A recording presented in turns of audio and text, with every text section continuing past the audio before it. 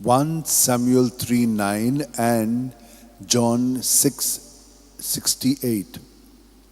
Speak, Lord, your servant hears. You have the words of eternal life. O devoted servant of God, Saint Francis Xavier, your heart was burning with love for Jesus. Impelled by this love, you went from country to country and spent yourself unto death, proclaiming the name of Jesus and the good news of salvation.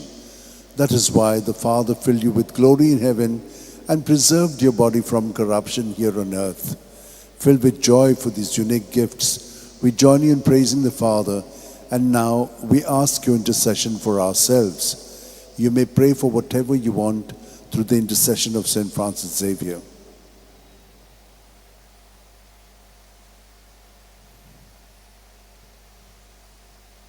We ask you to obtain for us the fulfillment of these desires, if they are pleasing to the Father. And for everything, together with you, we praise the Father through Jesus in the Spirit. Amen. And may Almighty God bless us, the Father, and the Son, and the Holy Spirit. Amen.